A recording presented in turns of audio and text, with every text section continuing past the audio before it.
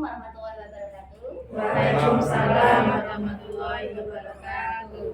Salam sejahtera bagi kita semua. Alhamdulillah pada siang hari ini kita semua masih bersemangat berkumpul di ruangan ini dalam keadaan sehat walafiat. Marilah kita panjatkan puji syukur kehadirat Allah Subhanahu wa taala yang telah melimpahkan rahmat dan hidayahnya sehingga kita masih diberi kesehatan, semangat untuk bisa melaksanakan tugas-tugas kita dengan penuh semangat dan selalu diberikan rahmat oleh Yang Maha Kuasa, ya. Yang kedua, sholawat dan salam senantiasa kita curahkan kehadirat Nabi Agung kita, Nabi Agung Muhammad SAW, yang senantiasa kita nantikan syafaatnya hingga akhir kiamat nanti. Amin. Akan saya bacakan susunan acara pada hari ini. Hari ini saya sekaligus bertindak sebagai moderator dan sebagai pengisi acara, Bapak Saya bacakan susunan acaranya. Yang pertama yaitu pembukaan, yang kedua adalah acara inti yaitu berbagi pemahaman dan penerapan budaya positif, ketiga lain-lain, dan yang keempat adalah penutup. Marilah kita buka acara pada siang hari ini dengan membaca bacaan basmalah bersama-sama. Bismillahirrahmanirrahim. Tentunya tak kenal maka tak sayang. Kita perkenalkan terlebih dahulu, saling berkenalan, Bapak Walaupun kita sudah saling mengenal, kita biar semakin akrab lagi. Perkenalkan, saya Lia Fatina. Saya saat ini sedang menjalani pendidikan guru penggerak angkatan 8 Kabupaten Pekalongan. Saya akan mencoba menyapa ibu bapak semuanya, yaitu bapak ibu guru dan staf tata administrasi sekolah SMP Negeri 3 Tirton. Selamat siang Mbak Eli. Terima kasih kehadirannya, masih semangat berada di ruangan ini, cantik sekali ini siang hari ini. Bu Windarti, selamat siang. Bu Sari Desyawati yang sudah selesai melaksanakan pendidikan guru penggerak angkatan 5. Terima kasih kehadirannya di sini menemani Ibu. Ya, terima kasih. Bu Santi Kristiani, terima kasih sudah berada di sini. Bu Dian Salim, selamat siang.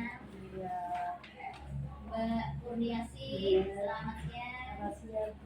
Bapak Sunardi, terima kasih kehadirannya menemani kami di sini. Amin. Bapak, amin. Pak Darko yang sudah bersemangat memakai kaos olahraga. Ya, semangat terus. Pak Danu, ya semakin semangat ya Pak Danu ya. Dan ini yang paling muda, Farida, ya Ibu Farida, terima kasih sudah hadir di ruangan ini bersama-sama dengan kami semua. Baiklah Ibu Bapak semuanya, kita lanjutkan acara berikutnya yaitu acara inti berbagi pemahaman dan penerapan budaya positif. Izinkan saya untuk membagikan PPT yang sudah saya siapkan sebelumnya.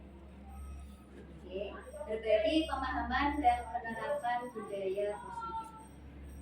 Konsep utama modul budaya positif, ada beberapa hal yang dibahas dalam budaya positif, yaitu yang pertama tentang perubahan paradigma belajar, kemudian yang kedua disiplin positif dan nilai-nilai kebajikan universal, yang ketiga kebutuhan dasar manusia, keempat motivasi, hukuman dan penghargaan, yang kelima posisi kontrol restitusi, keenam keyakinan kelas, dan yang ketujuh adalah segitiga restitusi. Ini posisi saya masih duduk seperti ini, buat apa-apa Bapak ya? Ya. Baiklah, yang pertama yaitu mengenai perubahan paradigma belajar. Perubahan paradigma belajar merupakan konsep yang mendasar dalam menciptakan budaya positif. Pendekatan ini menempatkan siswa sebagai subjek aktif dalam pembelajaran. Paradigma ini menggeser pendekatan yang berpusat pada guru menjadi pendekatan yang berpusat pada siswa. Dalam budaya positif, perubahan paradigma belajar menciptakan lingkungan di mana siswa merasa terlibat, didengar, dan didorong untuk mengambil inisiatif dalam pembelajaran. Nah, inilah perubahan paradigma paradigma belajar yang saat ini sedang dipelajari terutama dalam kurikulum baru yaitu kurikulum Merdeka, perubahan paradigma stimulus respon kepada pendekatan teori kontrol. Nah, apakah ini kedua pendekatan ini? Mari kita pelajari bersama-sama. Dari stimulus respon ke teori kontrol. Pada saat pendekatan stimulus respon, realitas atau kebutuhan kita sama. Artinya begini, kita menganggap bahwa semua orang itu memiliki kebutuhan yang sama dengan kebutuhannya kita. Ya, misalkan hari ini kita punya kebutuhan untuk bertahan hidup, makan, berarti kita menganggap orang lain pun saat ini kebutuhannya sama seperti kita. Inilah yang diterapkan pada stimulus respon. Nah, kemudian pada teori kontrol itu realitas atau kebutuhan kita itu berbeda-beda. Ya, jadi mencoba memahami bahwa orang lain itu belum tentu kebutuhannya sama dengan kebutuhannya kita. Begitu. Yang kedua, pada stimulus respon, semua orang melihat hal yang sama. Jadi pandangan orang itu terhadap suatu hal dianggap sama.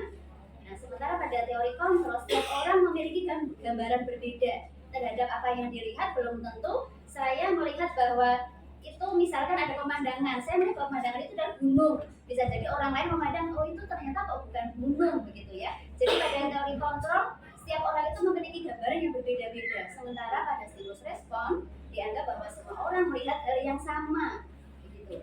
Dan yang ketiga, kita mencoba mengubah orang agar berpandangan sama dengan kita. Sementara pada teori kontrol, kita berusaha memahami pandangan orang lain tentang dunia. Nah, ini perbedaannya begini. Kita mencoba mengubah orang agar berpandangan sama dengan pandangannya kita. Jadi orang lain itu yang harusnya sama dengan pandangannya kita. Begitu yang diterapkan pada stimulus respon. Nah, padahal pada teori kontrol harusnya bahwa orang itu memiliki pandangan-pandangan yang berbeda, ya. Kita berusaha memahami pandangan yang berbeda, makanya saya yang berusaha memahami bahwa orang lain itu punya pandangan yang berbeda-beda, belum tentu sama dengan pandangannya saya dalam suatu hal. Kemudian yang berikutnya, perilaku yang buruk dilihat sebagai suatu kesalahan. Sedangkan pada teori kontrol, semua perilaku itu memiliki tujuan. Contohnya begini, ketika anak siswa kita itu melakukan kesalahan, ya, perilaku itu kan berarti kita anggap sebagai perilaku buruk, ya, itu adalah sebagai suatu kesalahan. Jadi misalkan mereka datang terlambat, kamu itu sudah jelas salah, ya. Jadi pada teori stimulus respon atau pendekatan stimulus respon bahwa anak terlambat itu adalah hal yang salah, ya. Sementara pada teori kontrol bahwa semua perilaku itu memiliki tujuan. Jadi belum tentu si anak ini datang terlambat karena dia ini bersalah, begitu ya. Jadinya misalkan dia sengaja melakukan kesalahan dengan datang terlambat, begitu kan tidak seperti itu. Makanya berusaha kita mencari tahu semua perilaku itu memiliki tujuan, ya. Jadi apa ini anak ini? Kenapa kok bisa sampai terlambat, gitu, ya? Nah, ini yang coba dipelajari pada teori kontrol. Berikutnya, orang lain bisa mengontrol saya. Sedangkan pada teori kontrol hanya Anda yang bisa mengontrol diri Anda. Nah, jadi di sini diterapkan bahwa saya sendirilah yang bisa mengontrol tindakan saya sendiri. Orang lain tidak bisa mengontrol tindakan saya. Ya, ini yang mencoba diterapkan pada pendekatan teori kontrol. Kemudian berikutnya pada stimulus respon, saya bisa mengontrol orang lain. Pada teori kontrol, Anda tidak bisa mengontrol orang lain. Ini hampir sama ini, dua kalimat ini ya, bahwa saya sendirilah yang mengontrol diri saya sendiri dan orang lain juga mengontrol dirinya sendiri. Berikutnya pada stimulus respon, pemaksaan ada pada saat rujukan gagal. Sementara teori kontrol, kolaborasi dan konsensus menciptakan pilihan-pilihan baru. Pemaksaan ada pada saat rujukan itu gagal. Lanjut, model berpikir menang kalah, sementara pada teori kontrol model berpikir menang-menang. Artinya begini, ketika saya berhasil membujuk orang misal, maka saya menganggap orang lain itu kalah, saya itu menang, begitu. Nah, sementara pada teori kontrol tidak ada kalah, tidak ada menang, semuanya berada pada posisi menang-menang, gitu. Ya. Bisa kita lanjutkan, ya, Bapak, ya? Monggo misalkan ada yang ingin bisa diminum juga nggak apa-apa, monggo, ya, santai saja kita di sini. Baik. Yang berikutnya yaitu disiplin positif dan nilai-nilai kebajikan universal. Dalam budaya kita, makna kata disiplin dimaknai menjadi sesuatu yang dilakukan seseorang pada orang lain untuk mendapatkan kepatuhan. Kita cenderung menghubungkan kata disiplin dengan ketidaknyamanan. Benar apa enggak ini, Bapak Ibu? Kelihatannya kalau mendengar kata disiplin itu sebenarnya kok tidak nyaman begitu. Ya, ini yang selama ini terjadi. Nah, sebagai pendidik, tujuan kita adalah menciptakan anak-anak yang memiliki disiplin diri, sehingga mereka bisa berperilaku dengan mengacu pada nilai-nilai kebajikan universal dan memiliki motivasi intrinsik bukan ekstrinsik. Disiplin positif merupakan salah satu cara penerapan disiplin yang bertujuan untuk menumbuhkan kesadaran serta memberdayakan anak untuk melakukan sesuatu tanpa sogokkan, ancaman maupun hukuman. Inilah yang dipelajari pada disiplin positif. Inilah makna dari disiplin positif. Ya. Oke, selanjutnya, seseorang yang memiliki disiplin diri berarti mereka bisa bertanggung jawab terhadap apa yang dilakukannya, karena mereka mendasarkan tindakan mereka pada nilai-nilai kebajikan universal. Nah, apa ini nilai-nilai kebajikan universal ini? Nah, nilai-nilai kebajikan ini adalah sifat-sifat positif manusia yang merupakan tujuan mulia yang ingin dicapai setiap individu. Nilai-nilai kebajikan ini disepakati bersama terlepas dari suku, bangsa, agama, bahasa maupun latar belakangnya.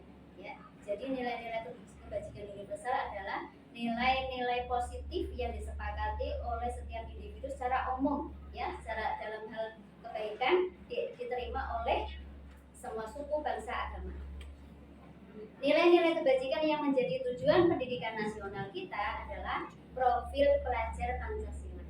Jadi profil pelajar Pancasila ini adalah nilai kebajikan yang ingin dicapai oleh para pelajar Indonesia saat ini, ya, untuk di kemudian hari. Inilah menjadi cita-cita tujuan pendidikan kita. Nah, sambil kita ingat kembali, inilah nilai-nilai kebajikan dalam profil pelajar Pancasila.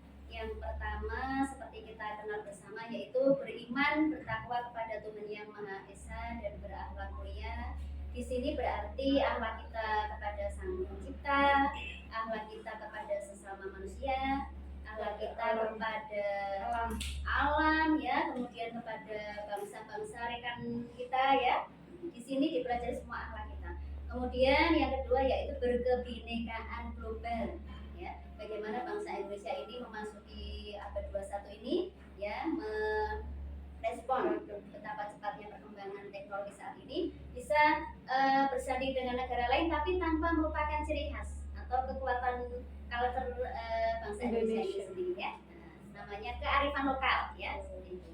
Kemudian bergotong royong, di sini tidak hanya sekedar apa namanya, ya, bekerja sama, tetap bergotong royong itu lebih kepada tanpa pamrihnya, ya. Nah, jadi bekerja bersama-sama tanpa pamrih. Kenapa kok tidak bekerja sama, ya? Yang diberi adalah bergotong royong itu karena di sini tidak ada pamrihnya, ya. Jadi bekerja bersama-sama tanpa pamrih.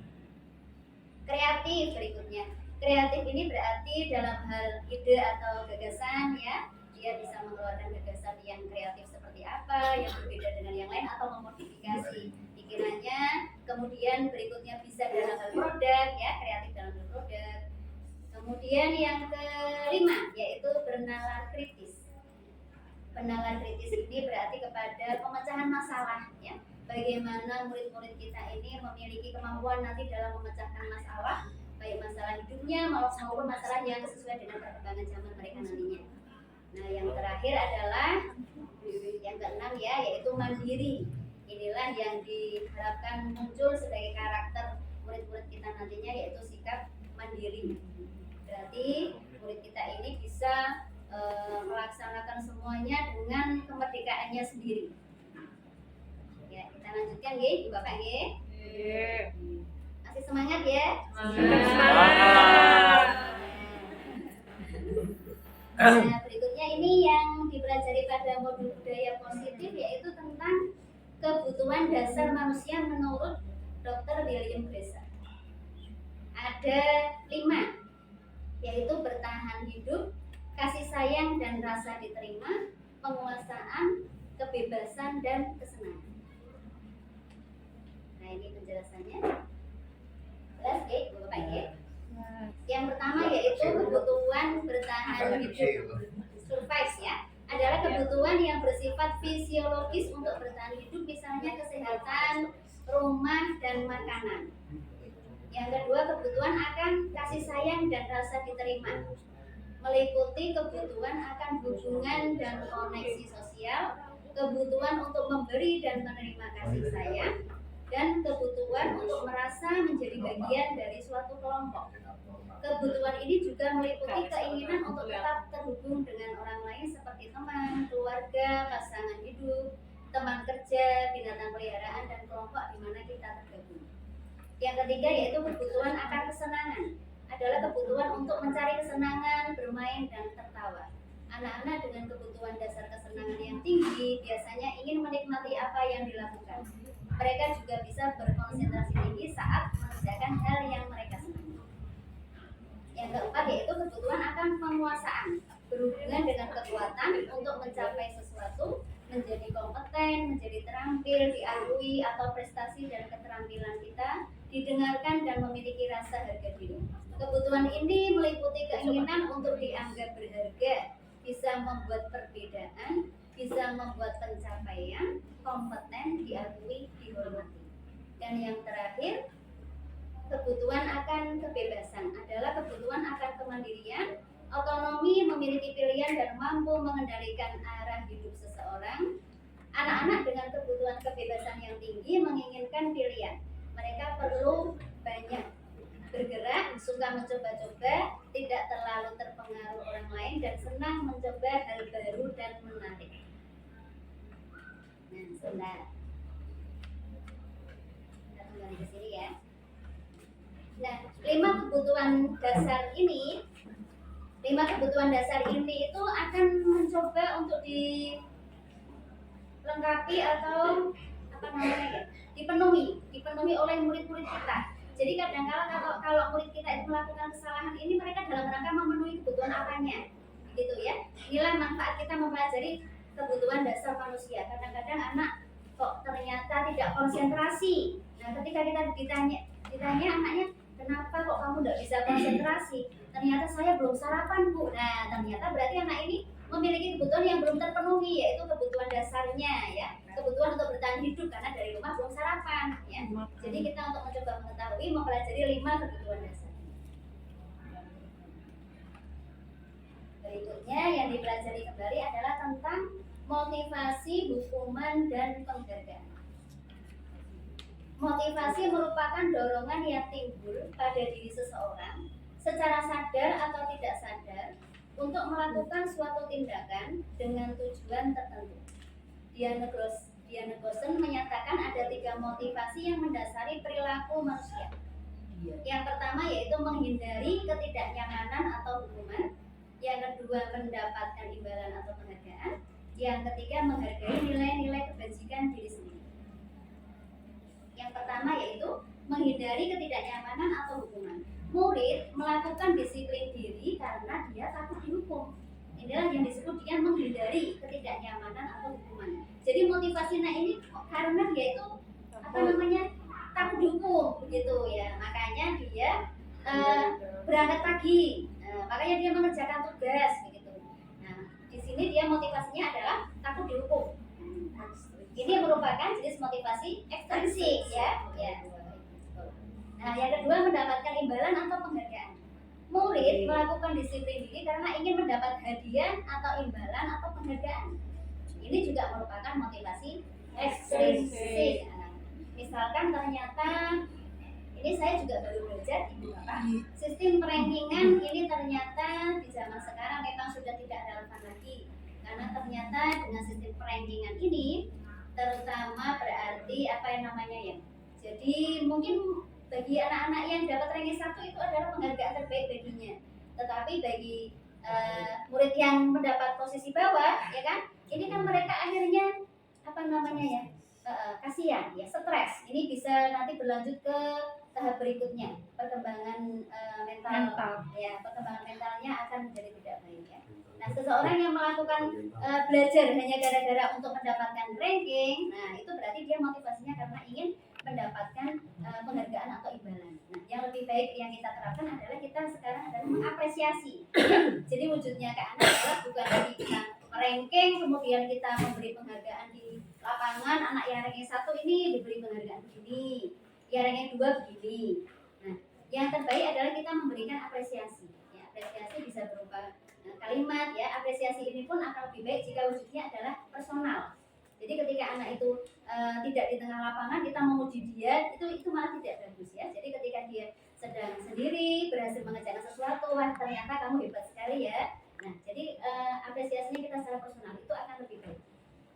Nah, yang ketiga adalah menghargai nilai-nilai kebajikan diri sendiri. Murid melakukan disiplin diri karena nilai-nilai yang mereka hargai dan yakini. Ini merupakan motivasi intrinsik.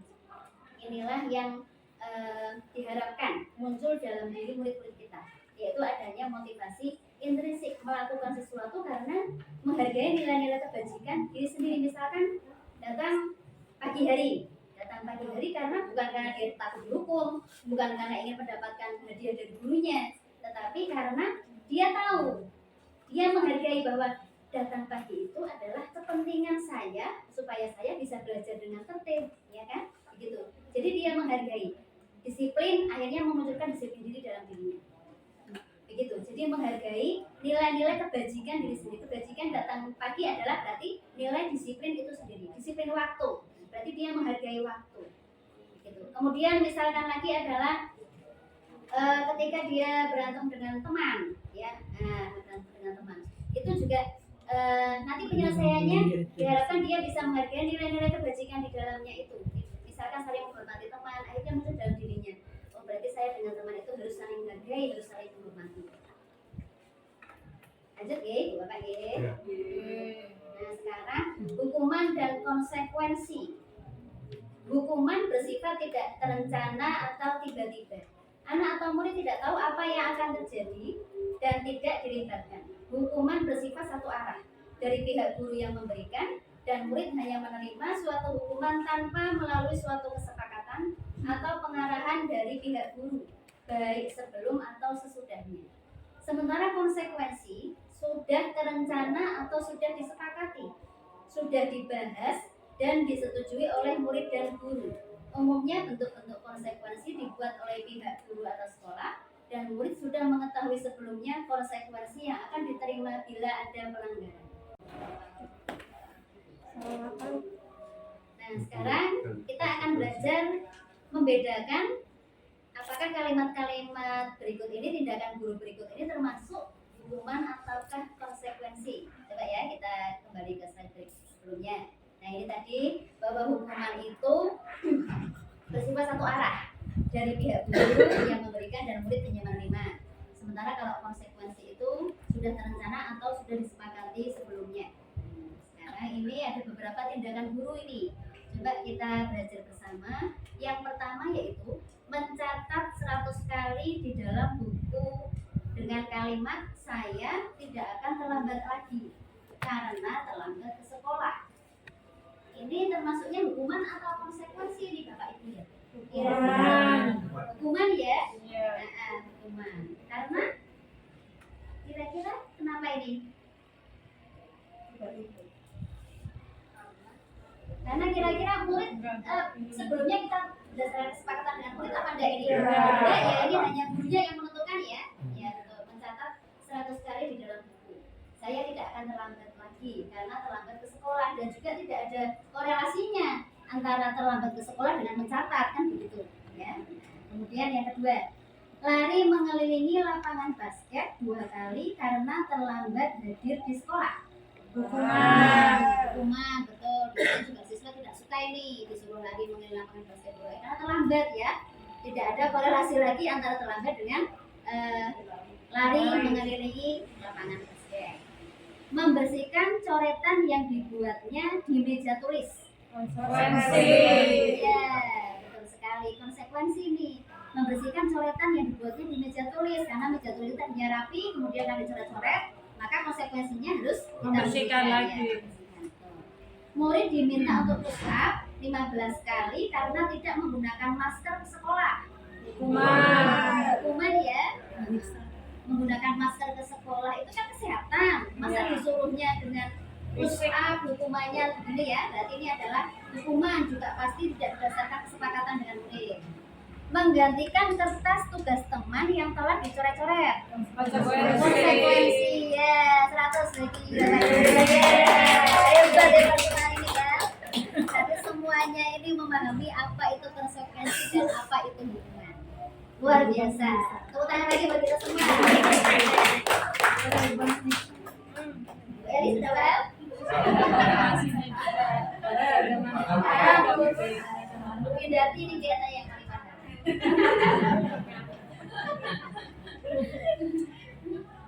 Ya, kita lanjut sekarang konsep disiplin dengan identitas gagal. Nanti setelah ini ada konsep disiplin dengan identitas sukses. Yang pertama yaitu tadi hukuman dan penghargaan. Ternyata bukan hanya hukuman yang dianggap bahwa itu malah tidak mendisiplinkan anak. Ternyata penghargaan pun ternyata ini termasuk dalam konsep disiplin dengan identitas gagal. Yang pertama hukuman, sudah kita sepakati ya bahwa hukuman itu memang menyakitkan, tidak nyaman. Murid akan takut menyiksa murid, menyembunyikan kesalahannya murid, juga murid menjadi malah tidak ramah ya karena hukuman tadi itu. Kemudian berikutnya untuk penghargaan ini. Penghargaan itu tidak efektif seperti tadi sudah kita bahas ya. Kemudian merusak hubungan atau sifat iri karena ada yang mendapat hadiah sementara kelompok yang lain atau siswa yang lain tidak mendapat hadiah. Mematikan kreativitas, kadang-kadang dengan diberikan penghargaan malah kreativitasnya malah akan menurun jika tidak diberi penghargaan gitu. Kemudian menghukum dengan sistem ranking yang tadi sudah kita pelajari bersama. Dan yang berikutnya yaitu merampas hak menghargai diri. Nah sekarang konsep disiplin dengan identitas sukses yaitu konsekuensi dan restitusi. Konsekuensi penguatan jangka pendek, perlu monitoring berkelanjutan, stimulus respon, murid menghormati peraturan, kehilangan waktu untuk merenungi kesalahan. Karena kan tadi hanya untuk kesepakatan tanpa ada tindak lanjut berikutnya ya. Jadi langsung sepakat misalkan ada yang coret-coret buku, kemudian langsung ya kamu berarti harus menggantikan ya. Jadi hanya satu kali waktu itu toh, tidak ada kelanjutan berikutnya. Ini berarti yang konsekuensi. Nah sementara restitusi ini murid bertanggung jawab untuk perilakunya, fokus pada pemecahan masalah jangka panjang, murid menghormati dirinya dan orang lain. Di situ juga ada teori kontrol, dirinya lah yang memegang kontrol, dan murid bersemangat memperbaiki kesalahan. Nah ini restitusi ini yang akan dikembangkan pada teori-teori berikutnya. Nah ini kita sebagai Bapak Ibu Guru perlu memahami 5 posisi kontrol guru dalam restitusi. Yang pertama yaitu penghukum, yang kedua pembuat merasa bersalah, yang ketiga adalah teman, yang keempat pemantau, yang kelima manajer. Coba nanti kita sekalian berefleksi, kita itu dalam posisi kontrol yang mana ini ketika anak ini melakukan kesalahan ya. Apakah saya menjadi pemhukum, ataukah saya menjadi teman anak, ataukah sudah ke tahap saya sudah mampu bisa menjadi manajer. Oke.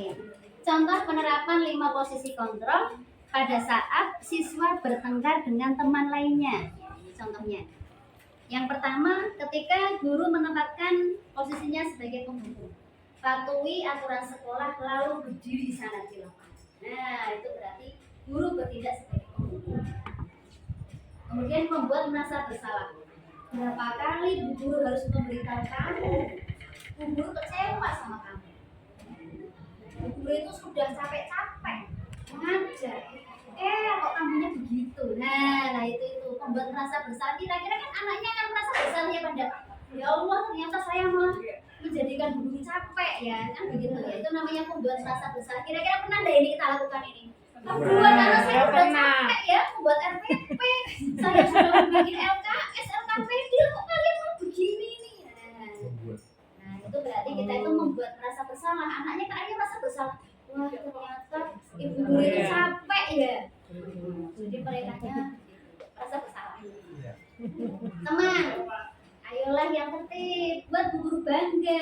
Kali ini tidak apa-apa kamu salah. Nah itu padahal anak melakukan kesalahan kok malah begitu kan ya. Ayolah yang tertib, buat bu guru bangga. Kali ini tidak apa-apa wes kamu melakukan kesalahan. Nah harusnya kan kita malah tunjukkan bahwa perilaku anak yang seperti itu salah. Makanya mereka harus bisa memperbaiki diri, nggak malahan Tidak apa-apa sekali ini salah, nah nanti berikutnya dia malah Terus. melonjak ya, terus ya. Kemudian yang berikutnya adalah memantau.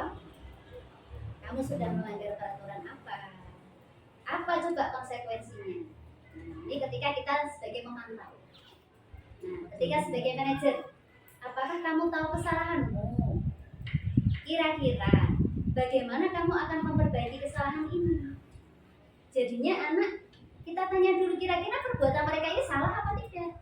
Sampai mereka menyatakan bahwa oh iya, ternyata itu saya salah. Nah, kemudian untuk memperbaiki kesalahannya, tidak kita yang, nah untuk memperbaiki kesalahan berarti kamu harus begini loh. Enggak, tapi biarkan anak keluar sendiri dari dalam dirinya mereka. Kira-kira bagaimana cara saya memperbaiki kesalahan diri saya? Jadi biar anak berefleksi. Ya. Mereka tahu bahwa apa yang mereka lakukan itu salah, sampai kemudian mereka mencoba memperbaiki kesalahan mereka. Nah, inilah posisi kita sudah pada tahap posisi control manager. Yang ini diharapkan muncul pada guru, yaitu sampai tahap posisi control manager. Kira-kira apakah kelima-limanya sudah pernah kita lakukan semua? Ibu sudah ya. Kadang-kadang kita menjadi penghukum ini pagi hari. Ketika anak datang terlambat langsung, nah kamu ternyata datang terlambat, sana berdiri di sana. Ya. Nah itu ya, membuat merasa bersalah ini mungkin yang paling sering Paling ini. sering. Nah ya, paling sering ternyata ya seperti itu. Kemudian teman, jadi mungkin bapak ibu guru yang masih muda ini, nah, ini cocok ini ketika menempatkan sebagai teman, tapi ternyata ya seperti ini nanti kurang tepat ya. Ya. Ya. Yang sudah mencapai tahap yang apa namanya sesuai dengan posisi kontrol yang diharapkan adalah ketika kita menjadi pemantau dan menjadi manajer. Ya. Dua tahapan. Apakah ada yang ingin bercerita dulu mungkin sebelum ke berikutnya, yaitu mengenai keyakinan kelas? Mungkin punya cerita, saya ternyata pernah seperti ini, saya akan berusaha untuk seperti ini berikutnya. Tidak ada? Sudah cukup? Bisa kita lanjut, Ibu Bapak? Atau ada yang ingin bercerita? Belum ada? Belum ada. Oke, kita lanjut ya. Masih semangat ya? Nah, sekarang tentang keyakinan kelas. Mengapa kok namanya keyakinan kelas? Mengapa tidak peraturan kelas saja? Mengapa kita memiliki peraturan penggunaan helm saat mengendarai kendaraan roda 2? Mengapa kita memiliki peraturan tentang penggunaan masker dan mencuci tangan setiap saat? Ini awalnya adalah peraturan. Tetapi ketika kita menjalankannya, ketika kita naik sepeda motor, kendaraan roda 2, kira-kira kalau tidak menggunakan helm itu berarti bagaimana nanti? Bapak Ditilang. polisi, oke, Ya, berarti kan ditilang. ditilang. Bapak polisi, berarti kita menggunakan helm karena takut ditilang. Ya. Selain itu ada motivasi yang lain? Kalau jatuh bisa celaka. Kalau jatuh bisa celaka, ya betul. Bagian Betul. kepala. Berarti kan demi keselamatan. Keselamatan. Nah, ini yang diharapkan muncul sebagai keyakinan kita bahwa kita menggunakan helm itu bukan karena takut ditilang, begitu harapannya. Karena helm adalah yang kita butuhkan alat untuk melindungi diri kita supaya kita selamat. Jadi ketika kita menggunakan helm bukan termotivasi karena takut disuntik bapak polisi, ya, tetapi karena itu demi keselamatan kita. Itulah keyakinan kita. Berarti demi keselamatan kita.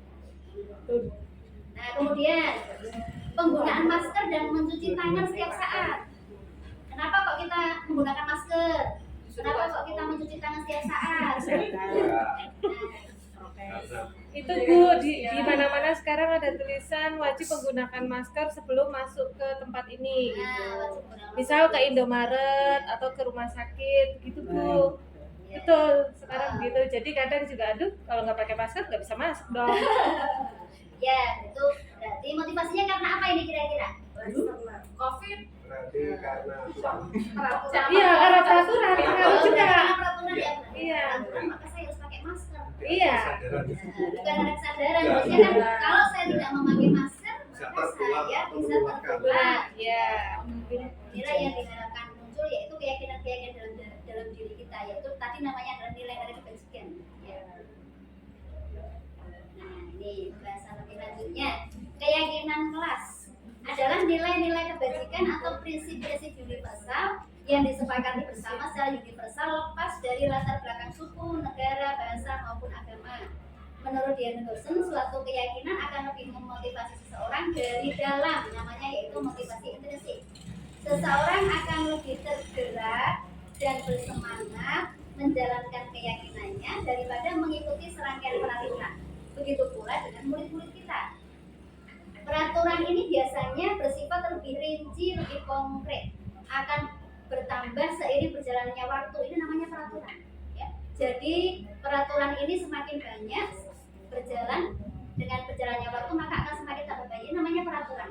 Nah, sedangkan keyakinan ini bersifat lebih abstrak dan universal dibandingkan peraturan.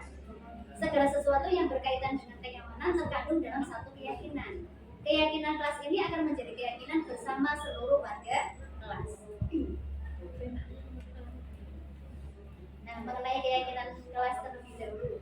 Jadi, untuk peraturan itu bisa bermacam-macam jenisnya, tetapi ketika sudah kita tentukan keyakinannya, maka bisa hanya satu jenis keyakinan. Misalkan kita masuk ke kelas datang tepat waktu, ya berarti kan kalimat peraturannya adalah datang tepat waktu, ya Pandai. Ya. Nah, kemudian berikutnya bisa lagi mengumpulkan tugas tepat waktu.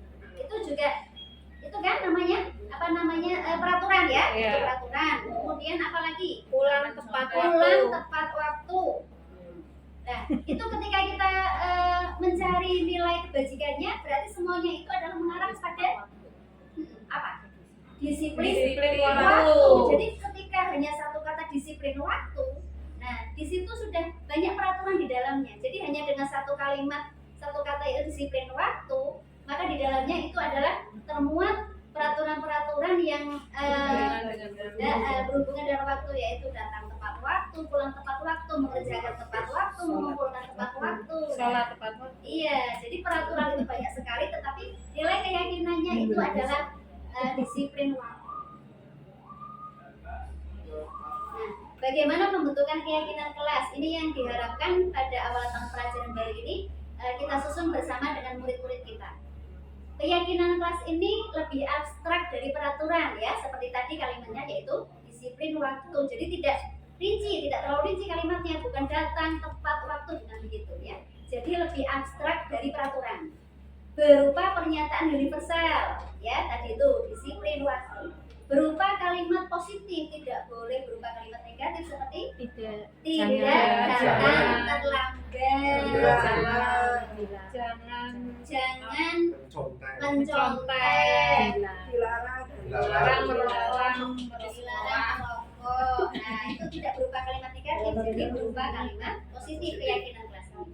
Sedikit saja agar mudah diingat, ya. Jadi tidak panjang sekali 1 MMT itu isinya ya. Nah, jadi cukup 5 hal atau 4 hal ya. Itu sudah mewakili nilai keyakinan yang ingin dicapai oleh warga kelas. Sesuai dengan kondisi kelas dan sekolah agar mudah diterapkan. Melibatkan semua warga kelas atau sekolah saat pembuatan. Nah, sekarang urutan langkah-langkah utama dalam menetapkan keyakinan kelas serta pendalamannya. Yang pertama yaitu Bapak Ibu guru berdiskusi, memunculkan peraturan-peraturan yang perlu ditaati warga kelas. Jadi pertama kali kita jelaskan ke siswa apa itu keyakinan kelas, apa itu peraturan, kemudian kita berdiskusi bersama siswa memunculkan peraturan-peraturan yang perlu ditaati semua warga kelas. Jadi berawal dari peraturan terlebih dahulu. Nah, kita bisa satu anak menuliskan satu-satu atau satu anak menuliskan 2 peraturan, nanti kita kumpulkan jadi satu. Kemudian langkah yang kedua adalah mengubah peraturan-peraturan tadi menjadi kalimat yang lebih positif. Seandainya ada anak yang menuliskan tidak membuang sampah sembarangan, nah itu nanti kita ubah menjadi kalimat positif. Buang sampah pada tempatnya. Buang sampah pada tempatnya. Menjaga Jaga kebersihan. Tidak mencontek pekerjaan teman. Jujur. Mengerjakan sesuai dengan kemampuannya sendiri. gitu ya. Jadi mengubah menjadi kalimat yang lebih halus itu menjadi kalimat positif. Jika ditemukan ada siswa yang menuliskan kalimat negatif, tidak, jangan. Yang ketiga yaitu menyarikan peraturan-peraturan menjadi nilai-nilai kebajikan atau keyakinan kelas seperti tadi, ya. Jadi dari bermacam-macam peraturan itu kita sarikan, misalkan tadi jangan tidak boleh ya. Bisa datang tepat waktu, itu berarti disiplin waktu. Kemudian membuang sampah pada tempatnya, itu kan berarti Tanggung jawab. Tanggung jawab bisa, ya boleh ya. Jadi kita sarikan nilai-nilai keyakinan di dalamnya itu apa. Yang keempat, berdiskusi mengenai gambaran perilaku yang mencerminkan keyakinan kelas. Jadi setelah kita temukan nilai-nilai keyakinan kelasnya, kita berdiskusi dengan anak. Misalkan tadi kita sepakati nilai keyakinan kelasnya adalah datang tepat waktu, yaitu disiplin waktu. Disiplin waktu. Nah, kita kembali kuatkan ke anak. Disiplin waktu itu berarti apalagi ini kita? Ya, jadi kita kuatkan kembali. Oh, itu Bu berarti saya datang tepat waktu, mengerjakan tugas tepat waktu, ya. Jadi kita ingatkan kembali. Yang kelima, berdiskusi mengenai peran seluruh warga kelas. Jadi guru di kelas itu perannya sebagai apa, kemudian murid-murid di kelas itu perannya sebagai apa setelah keyakinan kelas itu terbentuk, ya. Jadi diperkuat kembali. Jadi Bapak Ibu guru juga mematuhi keyakinan kelas yang dibuat. Kalian anak-anak juga sama mematuhi peraturan kelas yang sudah kita buat bersama ini. Yang keenam adalah meninjau ulang keyakinan kelas dari waktu ke waktu. Jadi bisa per semester nanti kita tinjau ulang apakah perlu diperbaiki atau perlu ditambahkan. Ini selalu kita tinjau ulang. Oke. Sampai di sini dulu, ada yang ingin ditanyakan Ibu Bapak? Belum ada? Ya, kita lanjutkan ya. Ini contoh kegiatan membuat keyakinan kelas, yaitu guru bersama murid membuat keyakinan kelas yang sudah pernah saya terapkan di kemarin berarti. Sebelum semester 2 kemarin. Yang pertama yang saya lakukan adalah saya memberi pemahaman, karena anak-anak kan belum paham apa itu keyakinan kelas, hal baru bagi mereka. Yang mereka kenal sebelumnya adalah tentang peraturan kelas. Jadi kita perlu memberikan pemahaman terlebih dahulu kepada anak-anak. Jadi arah dari kegiatan kita pada hari itu adalah akan membuat keyakinan kelas. Kemudian yang kedua, membuka ruang diskusi dan mencatat. Saat itu saya tidak menggunakan lembaran kertas, tidak apa-apa. Ini nanti tergantung caranya Bapak Ibu guru masing-masing ya. Nah, ini saya tiap anak langsung bisa menuliskan peraturan yang mereka inginkan di kelas itu di papan tulis. Jadi bergantian. Mereka bergantian menuliskan peraturan yang mereka inginkan. Nah, jika menemukan kalimat negatif, maka diubah bersama-sama menjadi kalimat positif. Yang ketiga berikutnya yaitu menentukan nilai kebajikan. Bersama dengan anak dari peraturan-peraturan tadi akan kita cari nilai kebajikannya apa lagi. Ya, jadi berawal dari peraturan terlebih dahulu, kemudian sampai ditemukan nilai-nilai kebajikannya. Gambaran perilaku dan peran, yaitu berdiskusi mengenai gambaran perilaku yang mencerminkan keyakinan kelas. Jadi jika anak-anak itu disiplin waktu, maka anak-anak itu akan apa? Oh, datang tepat waktu, mengerjakan tugas tepat waktu. Jadi itu pencerminan perilakunya. Dan peran seluruh warga kelas. Kemudian pastikan semua warga kelas memahami makna dari keyakinan kelas tersebut, kemudian bersama-sama menuliskannya di kertas atau di tempat yang nantinya akan dipajang. Nah, ini kesepakatan bersama guru dan murid menyepakati keyakinan kelas yang telah dibuat dengan menandatangani keyakinan kelas tersebut. Apakah harus ditandatangani? Sebenarnya tidak harus ditandatangani, tidak apa-apa. Ya, boleh tidak ditandatangani, ini hanya sebagai wujud kesepakatan bersama saja. Ya, jadi setelah peraturan keyakinan kelas ini dibuat, kemudian disepakati bersama, bisa dikukuhkan dalam bentuk tanda tangan atau cap jempol atau jari-jarinya anak digambar kemudian ditempelkan sekaligus untuk hiasan juga boleh. Kemudian yang terakhir yaitu memajang keyakinan kelas, ya, sebagai kesepakatan bersama, kemudian hasil dari keyakinan kelasnya dipajang di kelas tersebut agar mudah dilihat semua warga kelas.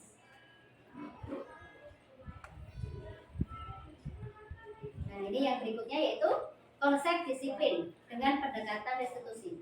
Sebuah cara menanamkan disiplin positif pada murid. Pengertian restitusi, mungkin selama ini Bapak Ibu mendengar beberapa teman, terutama yang sudah mengikuti pendidikan guru penggerak ya, beberapa kali menyebut kata restitusi. Restitusi itu apa sih? Restitusi adalah proses menciptakan kondisi bagi murid untuk memperbaiki kesalahan mereka, sehingga mereka bisa kembali pada kelompok mereka dengan karakter yang lebih kuat. Inilah restitusi. Ciri-ciri restitusi Bukan menebus kesalahan, namun belajar dari kesalahan. Memperbaiki hukuman. Tawaran bukan paksaan. Menuntun untuk melihat ke dalam diri, mencari kebutuhan dasar yang mendasari tindakan, fokus pada karakter bukan tindakan, menguatkan dan fokus pada solusi. Inilah ciri-ciri dari restitusi. Seperti tadi berarti ketika guru menjalankan peran sebagai manajer, ya ini diharapkan guru nanti akan menjalankan restitusi dengan posisinya sebagai manajer. Nah, tahapan dalam segitiga restitusi. Mungkin di BK juga ada Pak Danu? Ya. Ada ya? Sama tahapannya ada 3 seperti ini? Ya. Tahapan dalam segitiga restitusi ada 3. Yang pertama yaitu menstabilkan identitas. Yang kedua validasi tindakan yang salah. Yang ketiga menanyakan keyakinan. Yang pertama menstabilkan identitas, yaitu mengubah identitas anak dari orang yang gagal melakukan kesalahan menjadi orang yang sukses. Validasi tindakan yang salah, bahwa setiap tindakan kita dilakukan dengan suatu tujuan, yaitu memenuhi kebutuhan dasar yang tadi sudah kita bahas pertama itu, ya. Kemudian menanyakan keyakinan bahwa kita semua memiliki motivasi internal, yaitu keyakinan yang tadi adalah nilai-nilai kebajikan itu sendiri. Contoh kalimat pada masing-masing tahapan restitusi. Menstabilkan identitas. Nah, ini contoh kalimat yang bisa Bapak Ibu guru terapkan ketika dalam tahap menstabilkan identitas, yaitu berbuat salah itu tidak apa-apa, ya. Ini tidak ada manusia yang sempurna. Saya juga pernah melakukan kesalahan seperti itu. Jadi di tahapan ini Bapak Ibu guru mencoba menyelami apa yang telah dilakukan oleh anak ini, ya, menstabilkan identitas mereka. Bapak atau Ibu tidak tertarik mencari siapa yang salah, tapi Bapak Ibu ingin mencari solusi dari permasalahan itu.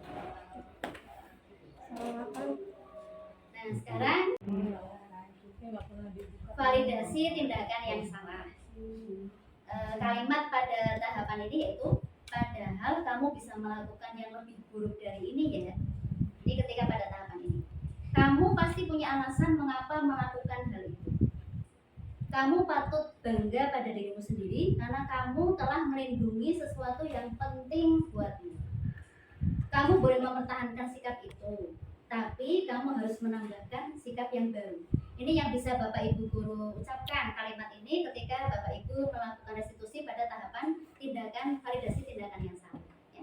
Nah, kemudian yang ketiga yaitu menstabilkan identitas. Pada tahapan ini yang bisa diucapkan Bapak Ibu guru adalah apa yang kita percaya sebagai kelas atau keluarga. Apa nilai-nilai umum yang kita telah sepakati, yaitu nilai-nilai tadi, ya, nilai kebajikan tadi itu. Apa bayangan kita tentang kelas yang ideal? Kamu mau jadi orang yang seperti apa? Nah, ini kita sudah dalam tahap menstabilkan identitas. Jadi anak itu nanti akan menjawab sendiri, ya. Dengan kita membuat pertanyaan-pertanyaan seperti ini, mereka akan muncul dalam menjadi kalimat mereka sendiri. Akhirnya mereka bisa memperbaiki kesalahan mereka sendiri. Inilah harapannya ketika restitusi ini diterapkan. Nah, ini sebenarnya dalam bentuk video, ya Bapak Ibu. Video penerapan segitiga restitusi dan tanggapan murid. Ini kemarin saya membuat video anak, yaitu ketika di kelas itu saya mengoreksi ada anak yang ternyata tidak mengumpulkan tugas. Satu anak, padahal setelah saya melihat presensi, satu anak itu ternyata anak itu hadir. Kemudian saya mencoba memanggil anak tersebut, saya mencoba bertanya apa yang sebenarnya anak itu hadapi pada saat di kelas, kenapa kok sampai tidak ada tugasnya. Kemudian anak itu bercerita ternyata pada hari itu si anak tidak mengerjakan tugas karena dia membawa HP. Jadi pada saat jam saya dia membawa HP karena saat itu saya memberikan tugas, saya harus sosialisasi ke SD, ya. Jadi anak itu tidak mengerjakan tugas karena membawa HP, dia kasihkan main game sampai jam saya habis, anak tersebut tidak mengumpulkan tugas. Nah, saya panggil, dia bercerita karena dia kasihkan main game. Kemudian saya tanya, apakah yang kamu lakukan itu berarti sudah sesuai dengan keyakinan kelas yang kita buat bersama? Nah, muncul dalam kalimat anak itu, tidak Bu, tidak sesuai. Kenapa? Berarti saya sudah tidak bertanggung jawab, karena saya sudah tidak mengumpulkan tugas ketika ibu memberi tugas untuk mengerjakan mapel matematika ketika ibu tidak di kelas ya. Jadi anak itu mencoba memperbaikinya. Kemudian saya bertanya, kemudian apa yang akan kamu lakukan kalau kamu sudah melakukan kesalahan seperti itu? Saya akan yang pertama saya akan minta maaf kepada bu guru, katanya begitu, karena kan saya sudah tidak mengerjakan tugas. Yang berikutnya anak tersebut akan berusaha mengumpulkan tugas, menyusulkan di kemudian hari, dan yang berikutnya tidak akan membawa HP di kelas karena pada saat pelajaran kok malah main HP sendiri. Jadi yang solusi-solusi seperti ini diusahakan muncul sendiri dalam diri anak. Kita coba memancingnya sampai anak itu keluar sendiri solusi dari permasalahan yang mereka hadapi. Ini namanya restitusi, sampai anak tersebut bisa menemukan solusi sendiri dari permasalahan yang mereka hadapi. Alhamdulillah, terima kasih sudah selesai paparan dari saya berbagi pemahaman dan penerapan budaya positif. Terima kasih banyak Bapak Ibu. Mohon masukannya, seandainya ada yang bersedia berbagi cerita, alhamdulillah. Ada yang mau bertanya, kalau saya bisa menjawab, saya akan mencoba menjawab. Jika tidak, nanti akan menjadi PR bersama buat kita semua untuk mencoba menjawab. Mungkin ada yang ingin bertanya atau menambahkan atau semakin Bu Sari, monggo Bu Sari. Ya, mau bertanya.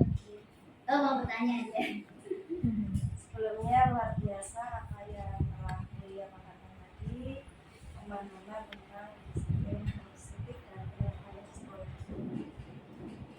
Bulia, saya mau bertanya, apa yang sudah Bulia paparkan tadi bahwa ada 5 posisi kontrol ya, dari penghukum sampai manajer. Ya. Kita berusaha sebagai guru paling tidak dapat menerapkan 2 posisi kontrol, yaitu pemantau dan manajer. Tapi kadang di lapangan emosi kita itu kurang terkontrol ketika melihat anak yang melanggar aturan. Barangkali Bulia punya tips atau trik bagaimana cara menghadapi anak yang melanggar peraturan dengan tetap tenang, tetap sabar, agar apa yang anak lakukan itu tidak diulangi lagi.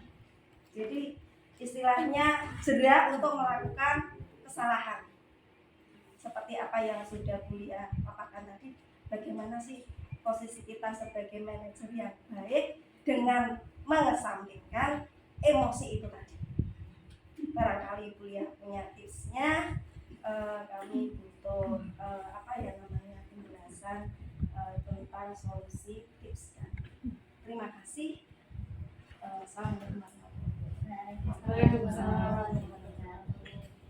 Terima kasih banyak pertanyaannya Bu Sari. Saya akan mencoba menjawabnya ya. Nanti seandainya ada teman yang lain yang mau menambahkan juga boleh sekali ya.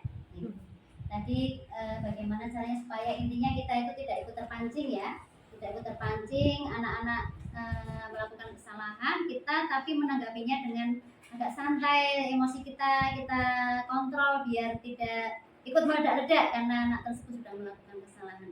Tentunya kita yang pertama yaitu butuh memahami terlebih dahulu. Kita ini hari ini di sini sedang belajar bersama. Oh, ternyata ada teori seperti itu, ya. Akhirnya kan kita mendapatkan ilmu bahwa setiap anak itu punya kebutuhan tadi itu, ya. Setiap orang punya kebutuhan. Ini harus kita pahami bersama. Ini hanya menurut pandangan Dr. William Glasser. Ada lagi teori kebutuhan dasar yang lain ya. Menurut yang lain, ini yang dipelajari di sini adalah menurut Dr. William Glasser bahwa ada kebutuhan-kebutuhan yang berbeda yang dipenuhi oleh setiap anak. Jadi setiap anak ini memiliki kebutuhan yang berbeda-beda. Kita sudah belajar. Tadi ada yang bertahan hidup, kasih sayang dan rasa diterima, penguasaan, kebebasan, kesenangan. Nah, dari 5 teori tentang kebutuhan dasar ini kita coba gali kembali apa sih ketika anak itu bertahan hidup ini, apa yang dibutuhkan si anak ini gitu. Kemudian penguasaan apalagi, kebebasan apalagi, misalkan di dalam kelas kok anak malah tidak dengan kita itu tidak mau fokus ya. Nah, kita mencoba pertama bisa kita sebagai teman dulu Bu Sari, tidak apa-apa. Kita mencoba mendekati anak sebagai teman, tapi jangan terlalu menyelami sebagai teman ya. Nanti anak-anak itu akan melonjak benar. Kemudian jadi kita memahami ada 5 posisi kontrol kita tadi, kita coba terapkan dengan kita juga menggabungkannya dengan teori tentang kebutuhan dasar manusia yang harus dipahami. Jadi setiap manusia, setiap anak punya kebutuhan yang berbeda-beda yang mencoba yang ingin mereka capai ya. Nah, dengan cara seperti itu kadang anak melakukan kesalahan. Nah, disinilah kita berperan. Selain itu juga tentunya butuh kerjasama ya, butuh kerjasama dengan orang tua tentunya. Kadang-kadang kita juga memanggil orang tua, bisa ini Bu Sari, mungkin sekali dua kali anak kok tidak ada perubahan, kita coba gali apa sih sebenarnya masalah anak ini lewat orang tua. Nah, seandainya sekali dua kali itu tidak berhasil, kita coba gali lewat orang tua atau dengan lewat teman dekatnya anak di dalam satu kelas. Nah, dengan cara-cara seperti ini semoga kita juga bisa berhasil tindakan yang kita lakukan, juga kita menjadi semakin sabar istilahnya menghadapi tindakan anak yang salah seperti ini. Terima kasih Bu Sari, bagaimana? Apakah sudah bisa menjawab pertanyaan Bu Sari? Sudah bisa. Ya. Terima kasih. Ada yang ingin ditambahkan Bapak Ibu sebelum saya akhiri? Sudah cukup? Ya, terima kasih banyak. Alhamdulillah dengan penuh semangat Bapak Ibu semuanya berkumpul di ruangan ini untuk belajar hal baru, sama-sama belajar hal baru dengan saya, yaitu berbagi pemahaman dan penerapan budaya positif. Mudah-mudahan tidak berhenti di sini saja ya Bapak Ibu ya. Bisa kita terapkan, kita awali di tahun ajaran baru ini dengan membuat keyakinan kelas bersama dengan murid-murid kita, kemudian menjadi keyakinan sekolah yang nantinya akan menumbuhkan budaya positif di sekolah kita tercinta ini. Terima kasih banyak atas perhatiannya Bapak Ibu semuanya. Mohon maaf jika ada kata-kata yang mungkin kurang berkenan selama saya berada di sini memaparkan materi maupun menjawab pertanyaan dari Bapak Ibu semuanya. Terima kasih. Wassalamualaikum warahmatullahi wabarakatuh. Waalaikumsalam warahmatullahi wabarakatuh.